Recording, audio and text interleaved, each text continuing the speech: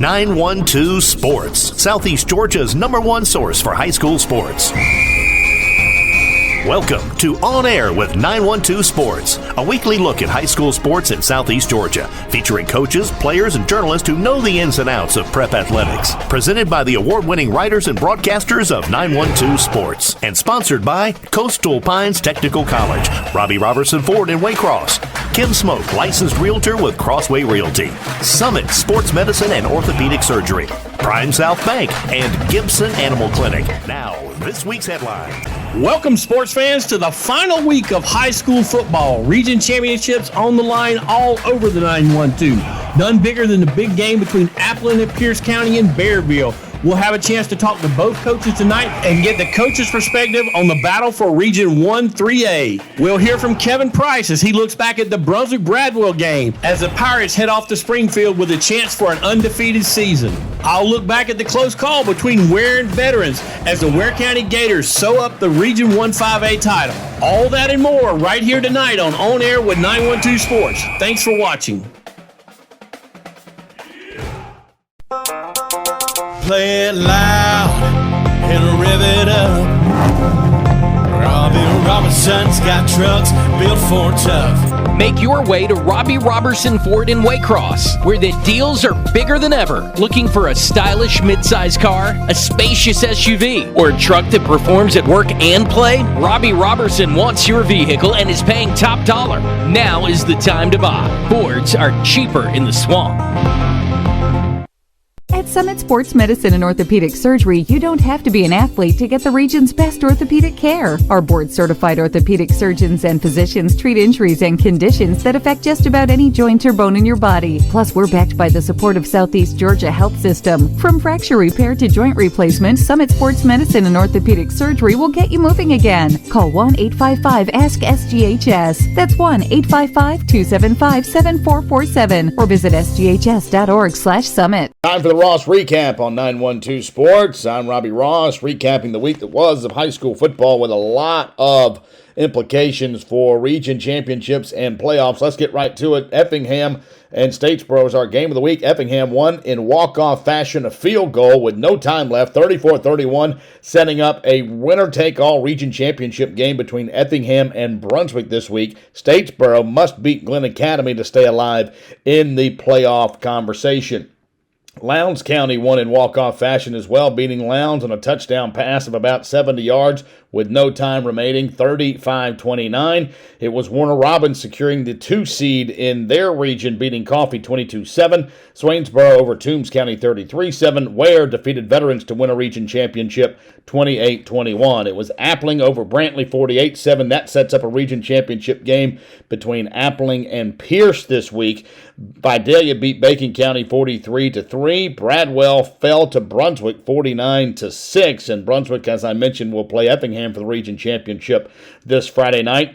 It was Irwin County over Clinch 42-7. Pinewood defeated Frederica Academy 32-20. It was Jeff Davis over East Lawrence 43-0. MCA over Portal 48-0. Jenkins over New Hampstead 34-28. Tatnall fell to Pierce. So Tatnall must beat Long County to get into the conversation for a playoff berth. There'll be a 3-way tie between Brantley and Long and Tatnall if Tatnall were to beat Long this week. Pierce won that one 35-0. They have a region championship game against Appling, as I mentioned. Richmond Hill, 27-13 winners over South Effingham. They are kind of in a wait-and-see mode. Richmond Hill could finish as high as second or as low as fourth, depending upon what happens in the Statesboro-Glenn game and the Brunswick-Effingham game on Friday night. And it was Terrell Academy over Robert Toombs Christian Academy 49-21. So this last week of the regular season is going to be exciting as we settle some playoff races and region championships here in the 912. I'm Robbie Ross. This has been the Ross Recap. High schoolers, did you know that you can get a head start on your college career and save money at the same time through dual enrollment at Coastal Pines Technical College? Dual enrollment is open to high school juniors and seniors, tuition free. Talk to your high school counselor or visit coastalpines.edu for more information. Coastal Pines Technical College, an equal opportunity institution. Go Coastal! Gibson Animal Clinic is ready to help with your animals. From cats to dogs to horses, we treat them all. Call on us for grooming, bathing, boarding, and more serious things like surgery, dentistry, spay, neuter, immunizations, heartworm prevention, flea control, complete lab testing, radiology, preventive health care. Call us at 285-7678. Open Saturdays for your convenience. Gibson Animal Clinic. Practical solutions with reasonable fees. Russell J. Gibson, DVM. Gibson Animal Clinic, 108 Riverside Drive in Waycross. Hablamos español en nuestra clínica. County Gators are Region 1-5A champions. Hello, everybody. I'm Sean Smoke, publisher of 912 Sports, and I had the opportunity to ride to Kathleen, Georgia this past Friday night to watch the Ware County Gators win Region 1-5A. It was a tough game, not what a lot of people expected, but the Gators come away winners 28-21. Tough night all the way around for the Gators. Really couldn't get anything going. It's kind of been a knock on Ware County. Can they get on the bus and go 2 hours away and win a football game? Well, they found a way to do it, but not in the fashion that a lot of people thought. Gators went into this game, I think, a 6-touchdown favorite and only come away with a 28-21 game, but still had some outstanding performances from several of their players. Thomas Castellano was 23 of 27 for 226 yards through the air. Added another 81 yards on the ground, 3 touchdowns on the night. The Bull, Cartavius Norton, number 5 for the Ware County Gators, ran hard all night long, 98 yards on the night with a touchdown. But the shining star really for the Gators was the young sophomore receiver, Jarvis Hayes, Jarvis number 4, 6 receptions on the night for 108 yards and 2 touchdowns. So the offense played well. The defense played well as well, held the veterans to 21 points, gave up a couple of easy touchdowns there, got some problems in the back end where guys got behind them and went for long touchdowns. But all in all, the Gators come away with a win, and we're never going to apologize for a win. So that puts them in the driver, or puts them region champions. They know they're going into the playoffs as the number 1 seed, regardless of what happens this Friday night when Wayne County comes to town. But like I said, you got to tip your hat to the veteran Warhawks. This is a really good football team. The coach Mulan Turner had a great plan for the Gators. The defense was stout. They were able to stuff up the run, even though Cartavius ran for 98 yards. I mean, there was a lot of times he was getting 1 yard and done. So tip your hats to those guys. And offensively, they had a couple of trick plays that caught the Gators napping and put points on the board. So, listen, it was their senior night. They were ready to play. The Gators might have been looking at that logo on the side of their helmet thinking, hey, all we got to do is show up and win this game. They did win the game, but, again, a lot closer than the experts thought. But a win's a win's a win. So the Gators will go into the state playoffs, the number 1 seed. They will take on, looks like either Banneker or Mundy's Mill maybe in the first round. So we'll know a little bit more about that next week. But for now, we know the Gators are region champs, and they'll be hosting at least the first round. If they win that game, they'll be hosting the second round as well. But until next time, may already check marks go in the win column. I'm Sean Smoke reporting for 912 Sports. Hello, everybody. Kevin Price for On Air with 912 Sports. This past Friday night, I was out at Glenn County Stadium for Brunswick High's final home game of the regular season against Bradwell Institute, and the Pirates took care of business, rolling to a 49-6 victory over the Tigers. It was senior night for BHS, and the Pirates honored all 23 seniors on their football roster prior to kickoff. And once the game started, BHS had several seniors have big nights on both sides of the football. In fact, all 4 senior running backs who carried the ball in the ball game scored rushing touchdowns for the Pirates. Reese Simmons, a starter in the BHS backfield, actually scored twice for BHS on runs. One of his runs for a score covered 20 yards. Jacoby Hill got the BHS Pirates off and going with a 4th down carry for a touchdown on Brunswick's first drive of the ball game. Also, Leon Charlton, another senior running back for the Pirates, scored in the ball game. He actually drug a defender for the final several yards of that scoring run that he had. And then Pat Leggett, another member of the Wolfpack, as the BHS running backs call themselves, scored a rushing touchdown for BHS as well.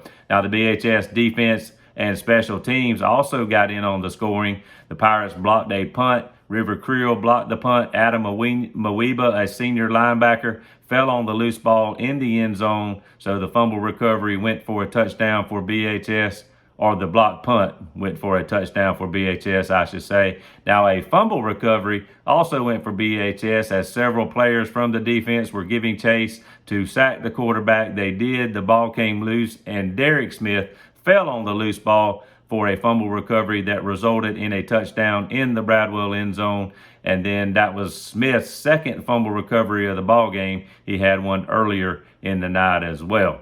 So a big night for the Pirates. They led the ball game 42-0 at the halftime break. That led to a running clock throughout the second half. Bradwell did get on the scoreboard to avoid the shutout with a touchdown, but did miss the extra point, the only score of the ball game in the second half, as the Pirates substituted freely throughout the third and fourth quarters, was a rushing touchdown by Reese Simmons. That was, again, his second score of the night. So BHS moved to 9-0 overall with the victory, 5-0 in the region. Of course, the Pirates were fourth ranked in the state coming into the ball game, but now they go to Springfield to face Effingham this Friday night in a game that will decide the Region 2 6A championship. Effingham sitting there with just one region loss after coming back from a 10-point deficit in the fourth quarter to beat Statesboro last week in Springfield 34-31. So now the winner of this ball game will win the region championship and will be the number one seed for the state playoffs, which start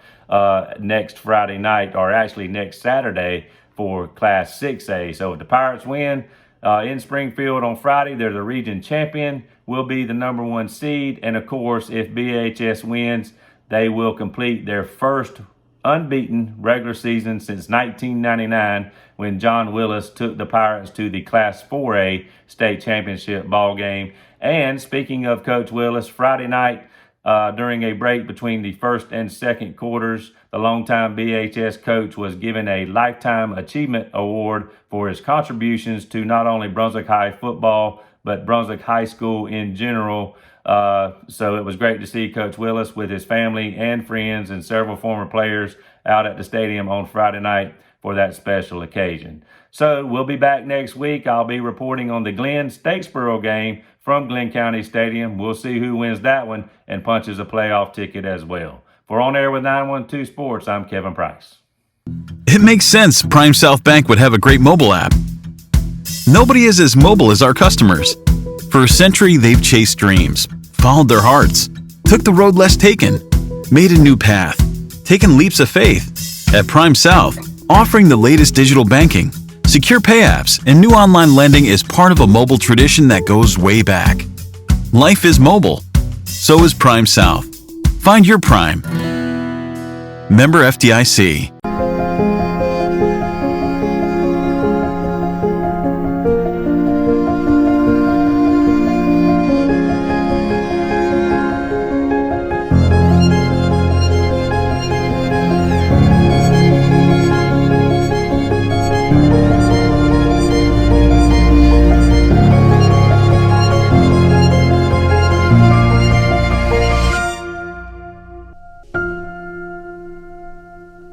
Welcome, sports fans, and thanks for watching On Air with 912 Sports. I'm Sean Smoke, publisher of 912 Sports. I'm joined here by the defending 3A state champion head coach of the Pierce County Bears, Coach Ryan Heron. Coach, how you doing today, buddy? Doing great, Sean. Coach, got a big one coming up right here in Bearville this Friday night as the Applin County Pirates come calling. This will be a clash between top 5 teams here in 3A. You guys are going to be able to battle it out on your home turf. But let's go back and get the coach's perspective on what you guys are going to face when Applin shows up this Friday night.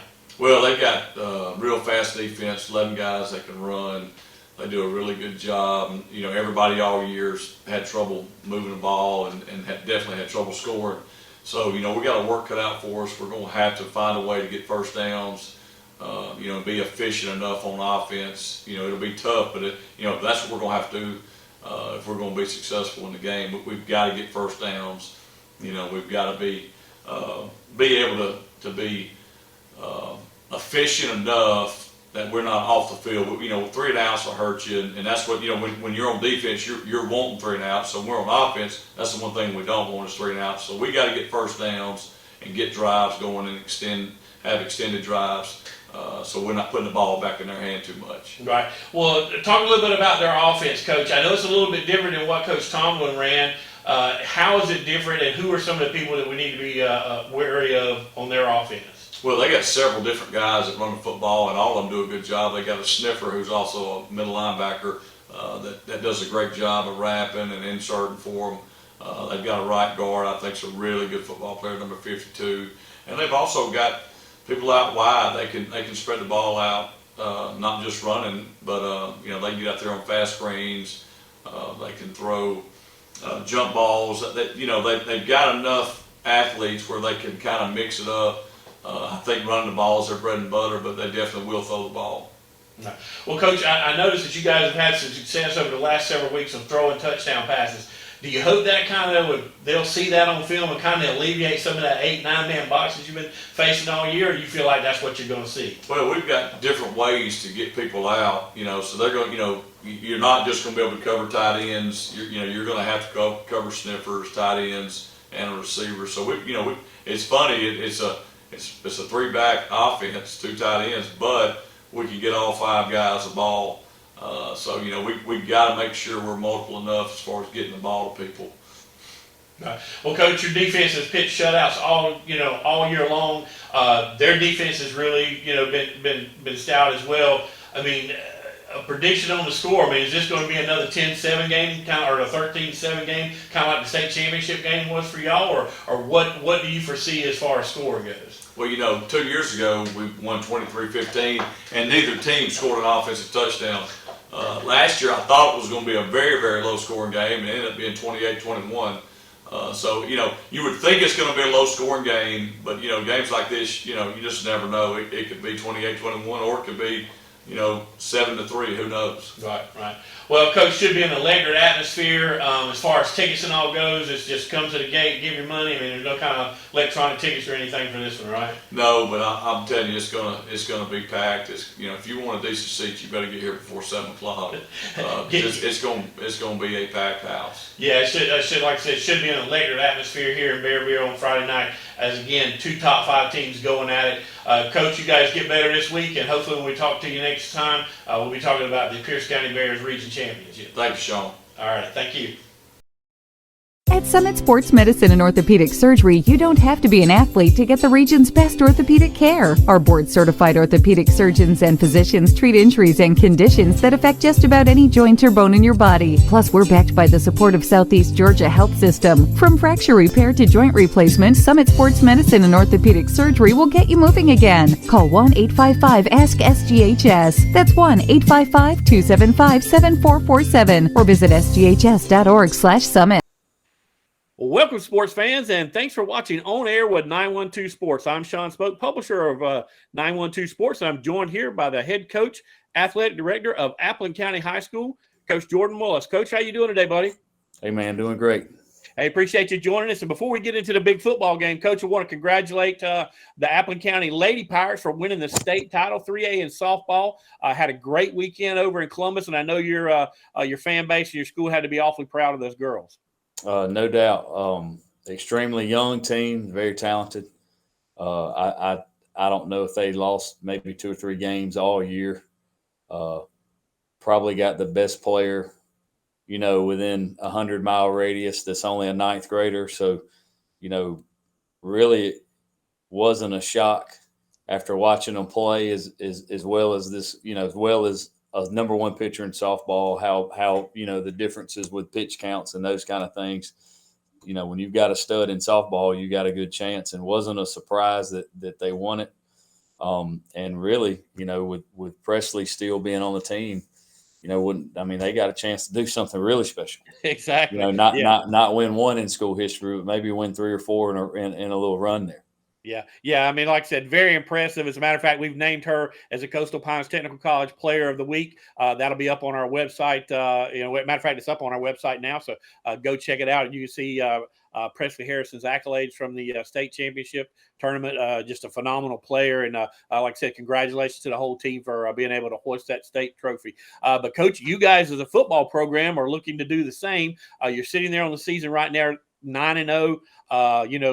Just had an outstanding year. I think you guys are averaging, giving up right over 7 points a game, and you're sitting there averaging almost scoring 40 points a game. So you had a really, really good season. This is your first year, kind of a dream season, really, to come in as a first-year head coach and to be able to put up those numbers. But really, what's been the I guess the underlying factor for your guys' success this year? Well, it hasn't been a dream season. I can promise you that. Up until this point, let's go with that. This is probably the first year I've been here. This is my third. Coach Tomberlin got the needle moving in the right direction, trying to make football important here. Mm-hmm. I don't think it was. Right. And I think Appling, we talked about this. I've coached against them for 10 or 12 years before I came here. Appling's always has athletes. Correct. Maybe not better than you, maybe not as many as you, but there's never just a drought. Right. A lot of it's got to do with natural ability. I've never met a bad coach that had good players. So I have very good players. We've committed to the weight room. We're trying to change some culture because a lot of us were here and we're aware of some issues they've had 5, 6, 7, 8 years ago. And,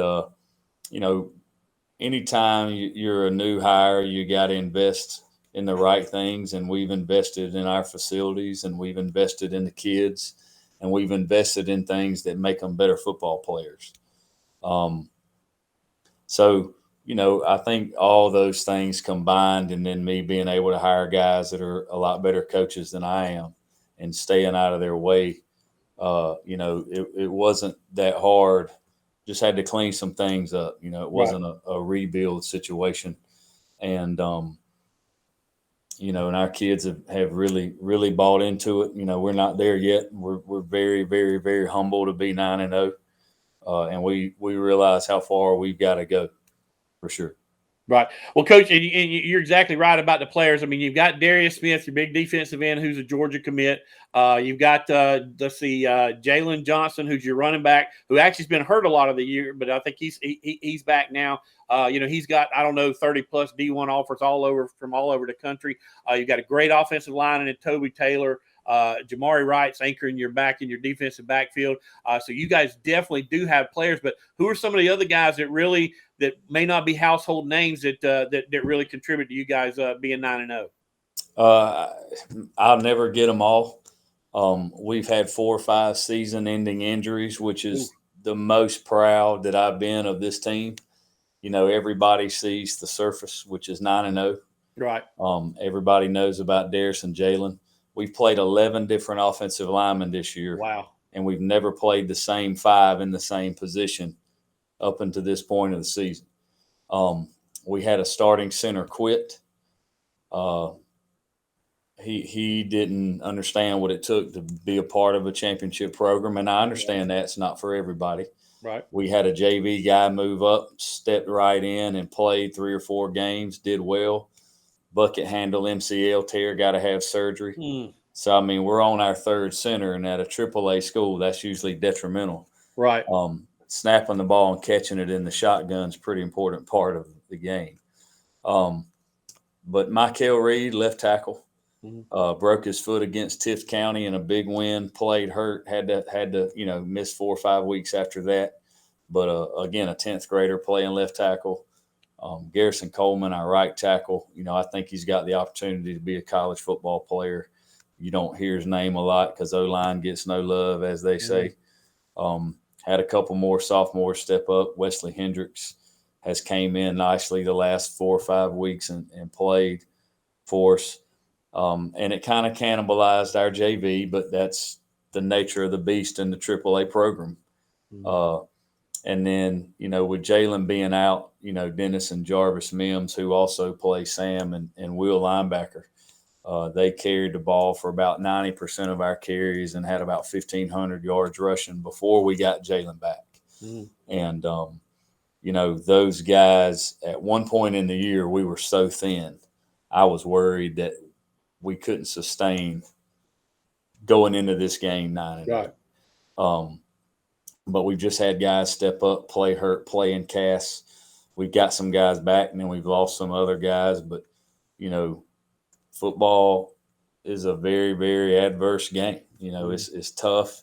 The ball is not round. It don't bounce straight up, and kids get hurt, and the dream season can be over in one play. And, you know, I think that's the biggest thing is we've had so many other guys that don't get the notoriety of Darius and Jalen and Jamari and the guys we have with offers.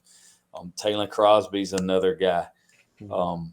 You know, when we talk to GPB and they do make the kid an offer, if you don't offer Taylor Crosby, you're crazy. Right. You know, guy goes out there, plays every special team, plays strong safety, has 85 yards rushing the other night and 120 receiving. I mean, you know, it just that's a average night for him. Yeah, he still got enough energy to be cutting up on the bus on the way home. You know? But we have a lot of those guys. I know I won't get them all. Young D-line.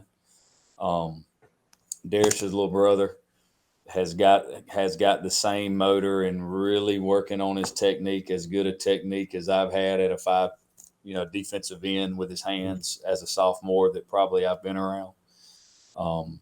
Young interior D-line. You know, it's just been it's everybody that's came in and stepped in and played well. And that's been our lifesaver this year. Is having a 2 deep and it being capable to win varsity football games.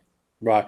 Well, Coach, you're in great position. You're 9-0. You're 3-0 in the region, but got a big contest this Friday night. As you guys got to travel to Blackshear to play in Bearville against the Pierce County Bears. Pierce County is the defending 3A state champions. They're sitting there, I think, at 6-2 on the year. They have lost a couple of games, but it's a really, really good competition. Brunswick's undefeated on the season, was their first loss, and then the Rayburn County bunch with Gunner Stockton were able to get a win there in Bearville, and I think I don't think they're undefeated, but they're sitting there number 1 in 2A. So they lost to Jefferson, right at the beginning of the season. So yeah, but very capable team there in Pierce. Kind of a different offense. You guys hang your hat on defense, Coach. But how do you try to stop that, I guess, whatever you want to call it, wild bear, wildcat offense? I mean, those guys run 3 or 4 different guys at the quarterback position. They're apt to throw out of any formation. They're apt to run out of any formation. But what does that do as a defensive coordinator or part of the defensive structure on that team to try to get that stopped on Friday night? You know, I think they've been in that too tight, 2 up back set, out of 300 and however many snaps, they've probably been in it 80-90% of the time. And everything else is some form of it, But, Coach Herron's done a great job. I'm jealous of the guy. He's perfected it. They get a jump on you on the snap with the center calling it. They're leaning out of their stance before that ball's moving. They've got their kids do an outstanding job of running that system, if you want to call it that. And obviously, DJ Bell and Dayton Baker are good enough athletes. I get guys come up to me and go, "Oh, y'all gonna beat them? They don't have a quarterback." And I said, number 1, number 9, throw the ball whatever you want to call those routes. The Tebow passes, all that stuff, the H pop. I mean, I hadn't seen them throw many bad balls, and the Pierce County receivers go get it. They go make plays. And I think that's the biggest thing. We saw it last year. I prepared for it as a DC. Coach Herron don't make no secrets about it. He's going to coach hard, and he's going to pound the weight room, and they're going to be disciplined enough to play hard every play, and you got to match that. And I know that's been our Achilles heel here. They beat us on eye discipline twice last year, where we gave away 14 points. No excuse other than a guy looking, away. Right. And I told our kids, Pierce is going to teach us a lesson one way or the other. I would love for it to be positive. You know what I mean? And me feel good about that lesson Friday night. But either way, they're going to teach us something. We've either taken the next step as a program, and we're not just front runner appling, and we can beat the tough disciplined teams that do it consistently right and do it hard, or either they're going to teach us thank goodness this is game 10 and not game 11, and they're going to teach us that where we think we're at and where our focus it actually is not where it needs to be going in the next week, where it's you win or you recondition your helmets.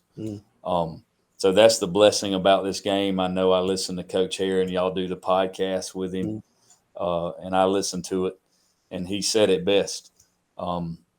This is a great opportunity for both teams, but we're both guaranteed home playoff field advantage, and come in the Elite Eight or the Final Four, in their case last year, the state title, nobody's talking about game 10.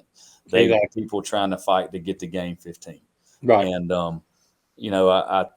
I think, and this is my first year here, and it's so easy to get caught up on this game. And I know it's a bitter rivalry, and, all these people are crazy both ways about it and do crazy stuff. But from a football program building standpoint, I think it's just going to be a litmus test of where we're at and if we are what we say we are. Right. Well, and you're exactly right, Coach. I mean, listen, Pierce won a state title last year, but Appleton played all the way up to, what was it? Did you guys make it to the semifinals or quarterfinals? We got beat in the Elite Eight by GAC. In the Elite Eight. So, I mean, both of these teams, they're great things ahead, regardless of what happens on Friday night for sure. But I know you'd like to end that season with a region title, end that season, undefeated, or regular season undefeated. You'd love to be 15-0 because if you're 15-0, what you're going to get to do. So, but Coach, like I said, it's going to be an electric atmosphere there in Bearville this Friday night. Looking forward to it. I know there will be tons of fans from all over Southeast Georgia that'll be tuned into that game to try to see who's gonna win it. But best of luck to you guys. You guys go get better for the rest of the week, and hopefully we'll talk to you down the road, and maybe we'll be talking to the region, the Appleton County Pirate Region champs. I hope so. That's the goal. I told a guy the other day we hadn't prepared to lose one. You know what I mean? Exactly. We've never prepared to lose one. So, it's hard to even think about, what do you do? But again, we did want to make our kids aware that this is a regular season game, as important as it is to people that are betting on it and making T-shirts about it. They don't understand that for our kids and our program, the consistent playoff runs 4, 5, 6, 8, 10 years in a row, maybe. If we can stay here and keep it going, that's what builds,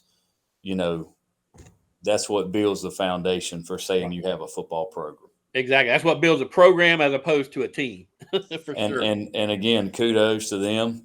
I talk to guys all across the state that call me and ask me, what we're doing. And I said, guys, you need to call Pierce and ask them what they're doing. Them guys have won 50 games in the last 4 years or something like that.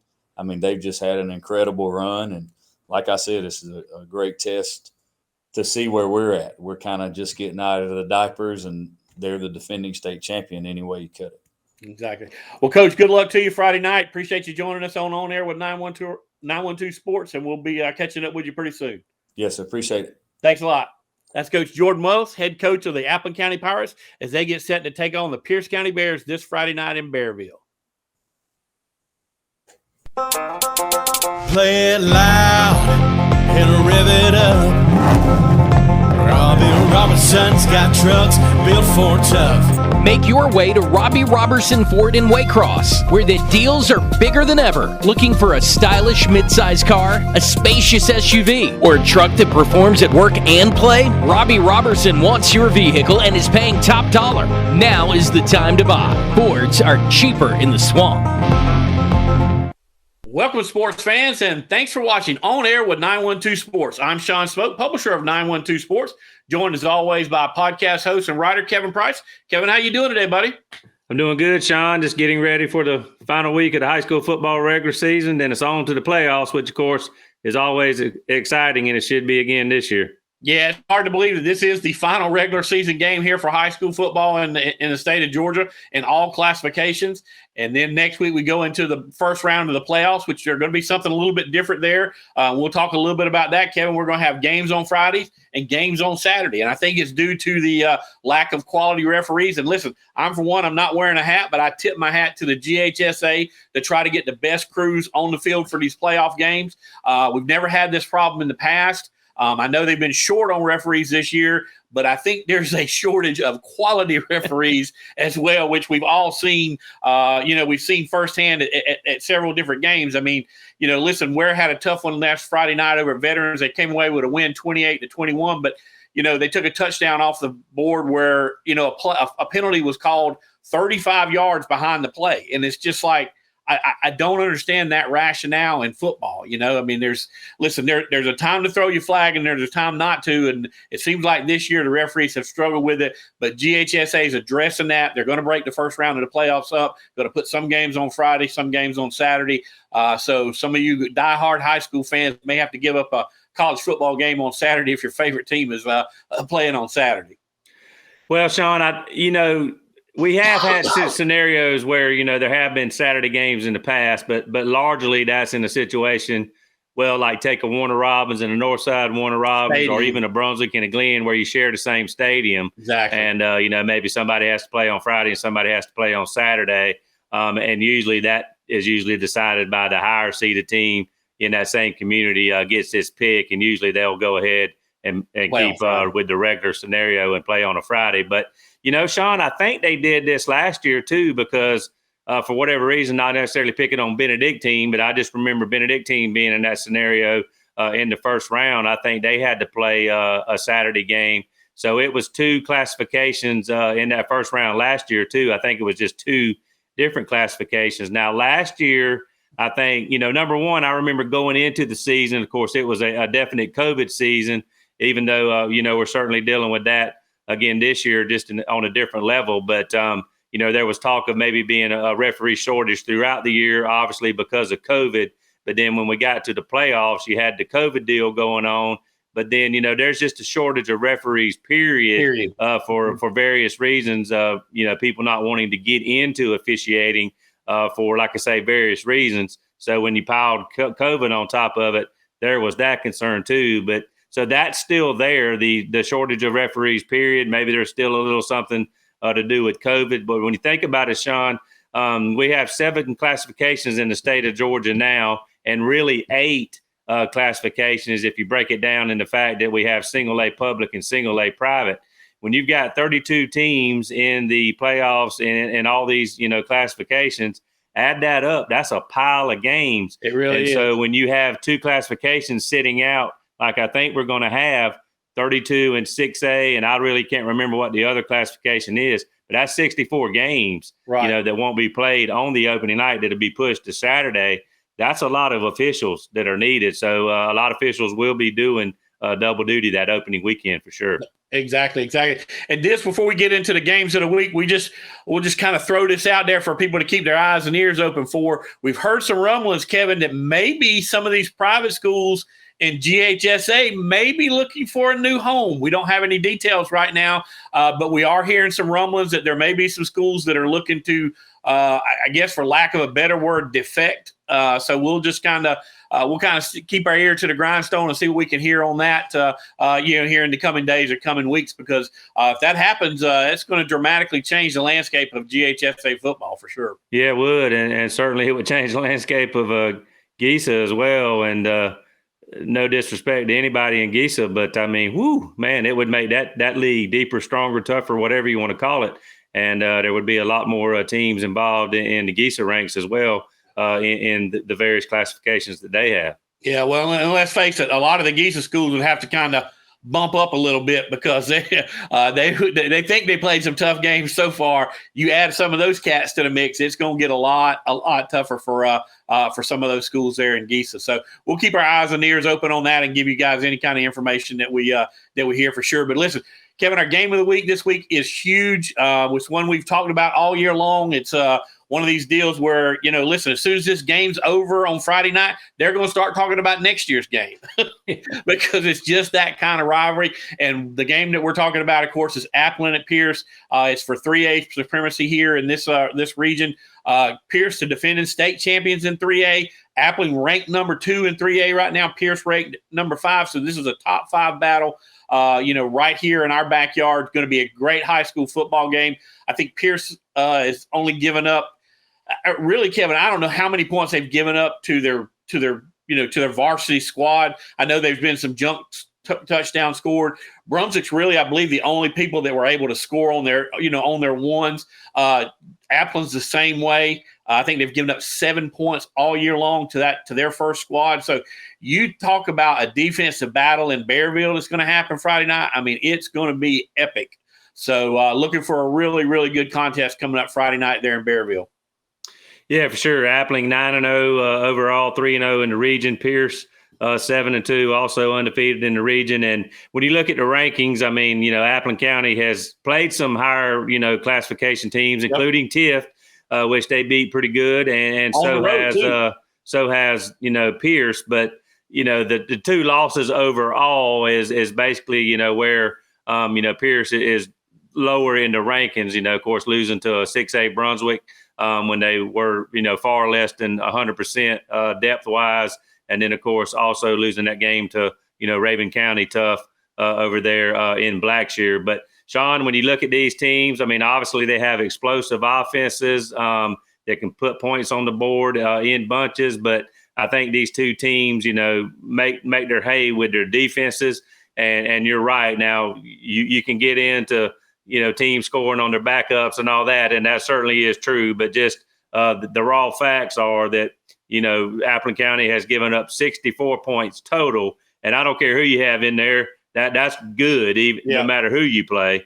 So even their backups aren't really giving up a lot. You know what I mean? Right. And then Pierce County's only given up 73 points.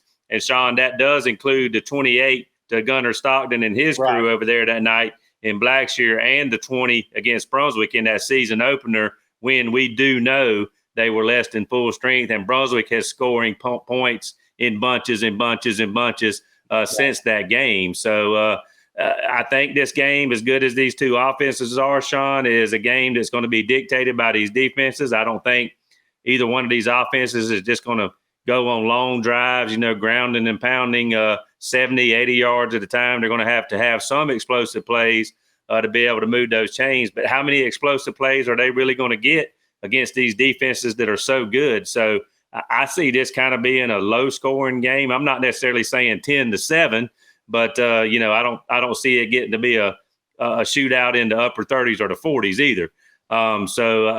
These two teams, like you say, knockdown, drag-out fight. We expected it to be here at this point. Somebody's going to win the region championship and be the number 1 seed. Somebody's going to, unfortunately, probably lose a tough one and be the number 2 seed and have to regroup in a hurry. But regardless of the outcome of this ball game, certainly if both of these teams can come out of this thing healthy. Of course, I know Coach Herring says they're going to be, banged up for the rest of the season, regardless of how long they make it. But these two teams, much like the 5A region with Coffee and Ware, if they can stay healthy, both of these teams could go to the quarterfinals and beyond in Class AAA. Yeah, like I said, it's going to be an electric atmosphere there in Bearville. If you're looking for a game to attend, I highly recommend this one on Friday night, because I believe it's going to be one of the better, games in the state. And we'll just see who comes out on top, because, like I said, it's going to be a defensive dogfight, and it may come down to Kevin to who makes the less mistakes. Winds up being the winner at the end of the night. So check that one out in Bearville. But Kevin, we got region championships on the line all over the place. The one that's going to be played up in Springfield at Effingham County. Effingham coming off a big last minute victory over Statesboro Friday night, but it puts themselves in position to play for a region title. They're going to be hosting the Brunswick High Pirates. Brunswick undefeated on the season. They're sitting there at 9-0, getting ready to play Effingham. Effingham's undefeated in the region. I'm sorry, they've got one loss in the region. But the bottom line is, if they find a way, Kevin, to beat Brunswick, they can win that region title, because they'll hold head-to-head. So a big, huge game there. And then right behind it, you've got the Statesboro-Glenn game. And I mentioned these because all these games are intertwined together. Statesboro losing to Effingham last week. It's going to be coming over to Glenn Academy. And that game, Kevin, is going to be for a playoff spot. The winner's going to make it in some shape, form, or fashion, and the loser gets to go home, at the end of the night and put his pads away for the season. So I'm going to toss it to you, because I know you kind of know how the dynamic of all this works. But talk a little bit about how these games stack up and how people can fall seeding wise. Yeah, so I'm going to try to keep it simple, because if I get talking too much about the details, I could confuse myself, as you know, Sean. But Brunswick is 9-0, 5-0, ranked 4th in the state, depending on what poll you look at.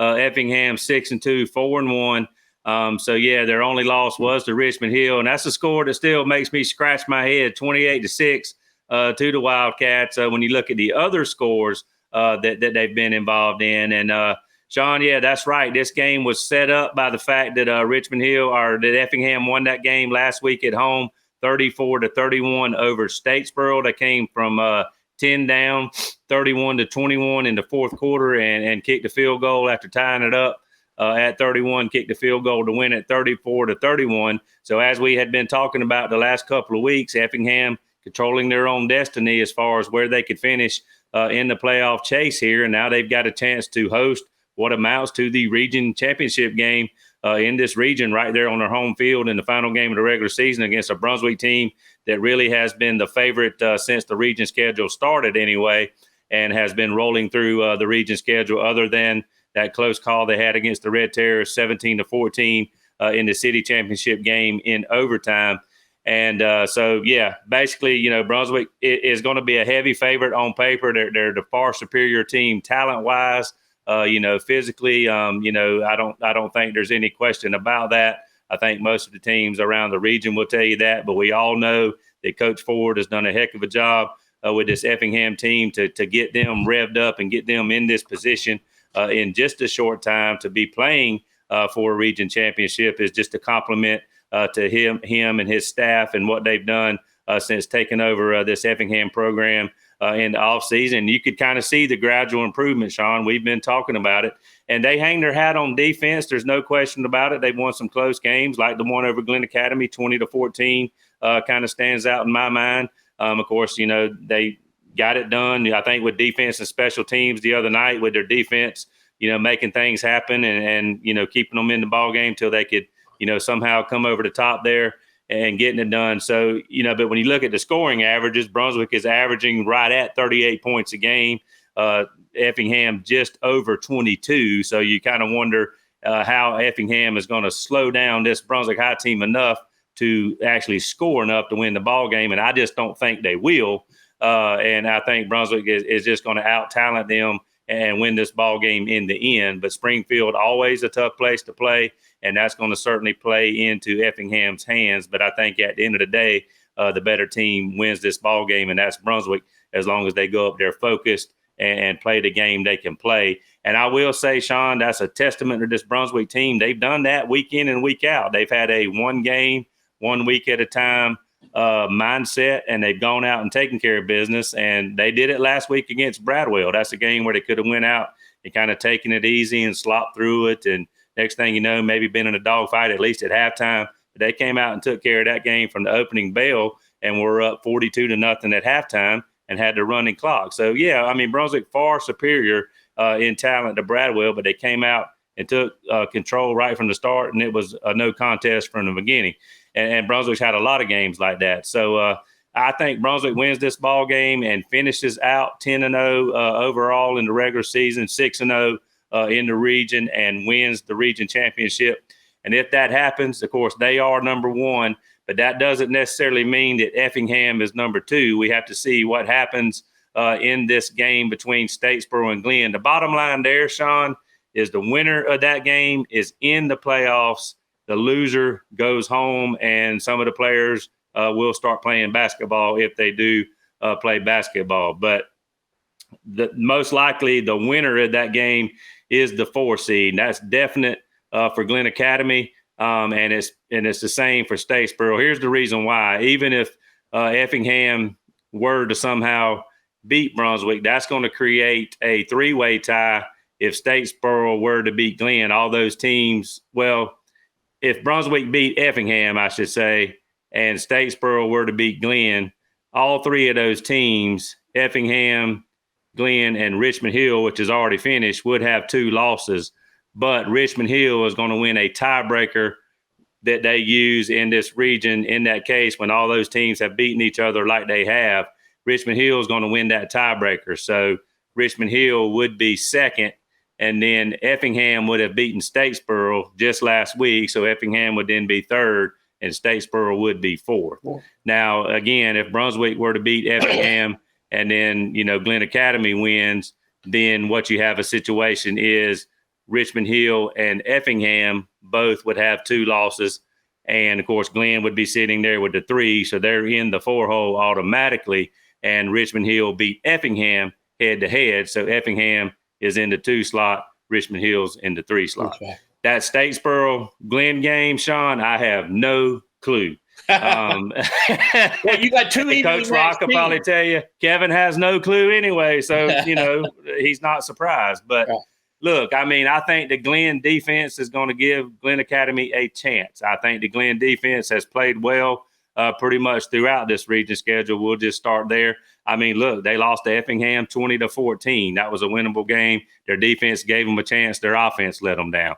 They lost to Richmond Hill 14-7. Again, you can win a ball game when you only give up 14 points. Again, it was lack of execution offensively. So their defense is going to give them a chance, I think, to win this ball game.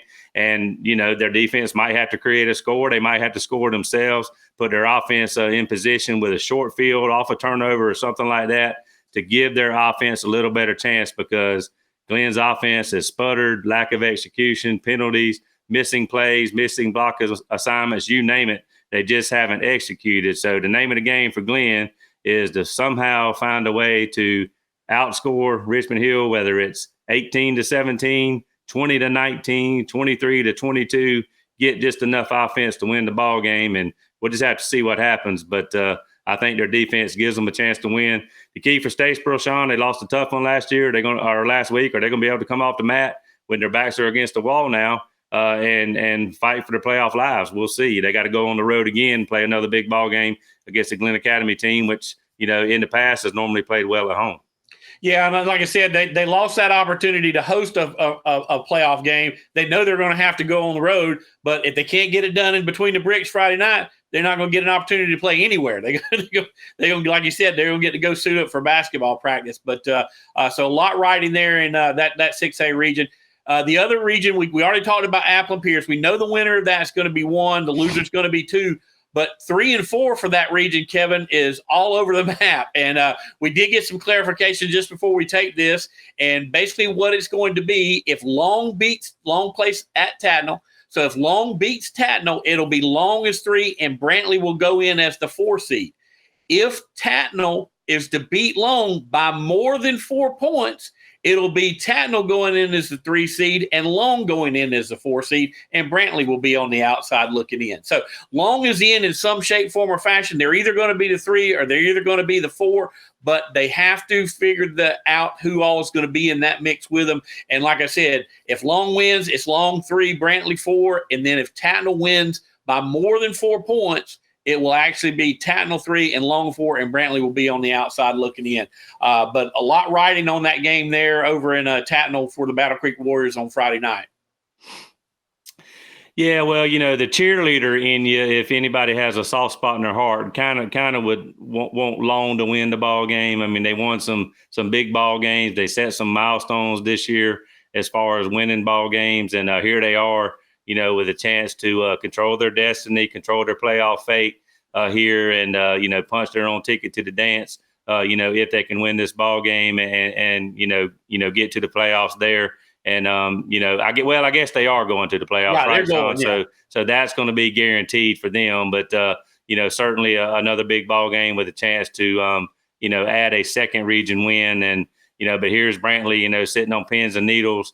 Watching that scoreboard, I guess, while they're finishing out their own season. And, it's going to come down to, some kind of gimmicky thing that they wrote down on paper in the region meeting. And, that's tough. That's tough for, Brantley to have to scoreboard watch and worry about that. That's tough for Tatnall if they were to win, but not win by enough, Yeah. So that would be the heartbreaker, to be Tatnall County and win the game by 2 points. Right. Get the job done, but not win by enough, exactly. So, it is what it is. I mean, we used to have these mini games that they would play, after the season, and that's tough too. Yeah. A coin toss is tough, so there's going to be a lot of this going around the state, going around in the state of Georgia, Friday night, deciding these things. And it's just how close it is in a lot of regions. And you have to have these things written down to avoid mass confusion, all the way down to the wire. And there's going to be a lot of teams happy. It's going to work out in their favor. There's going to be a lot of teams sad. that it didn't work out in their favor. There's going to be a lot of frustration and disappointment, but it's just the way it goes. Sometimes you win these things and sometimes you lose them. And, the best thing you can do is everybody can probably look back and say, woulda, coulda, shoulda at some point in the season. And that's what all these teams are probably going to be doing if it don't work out in their favor after Friday night. Exactly. Well, Kevin, a lot of other games going around the 912. We're just going to kind of run through them real quick. Bradwell at South Effingham, and correct me if I'm wrong here, Kevin, but somebody's going to get a win, right? That's right. We got 2-0-9 teams playing. Somebody's got to leave as a winner. Charlton County playing for their playoff lives at Atco. Clinch is going to be at Lanier. Frederica is going to play at Trinity Christian. MCA is going to play Jenkins County. Memorial Day is going to come over and play Robert Toombs. Vidalia at Swainsboro. East Lawrence is going to play Toombs, and then Wayne's going to come finish out the season at Ware. Wayne probably sitting there at 0-9. They're probably going to be 0-10 after that game with Ware County on Friday night. But, hey, they don't play them on paper, so we'll see what happens there. But, like I said, a lot of big games all over the 912. And, Kevin, after that, it's going to be playoff season. It'll be right around the corner, and we'll be ready to start season number 3 here in high school football. But, hey, that's going to wrap it up for the preview for this week on Air with 912 Sports. Appreciate everybody watching. Until next time, may all your check marks go in the win column. This has been On Air with 912 Sports. Thank you for joining us. We'll be back next week with more coverage of Southeast Georgia high school sports. On Air with 912 Sports has been brought to you by Summit Sports Medicine and Orthopedic Surgery, Prime South Bank, Gibson Animal Clinic, Coastal Pines Technical College, Robbie Robertson Ford in Waycross, and Kim Smoke, licensed realtor with Crossway Realty. This has been a presentation of 912 Sports, Southeast Georgia's #1 source for high school sports.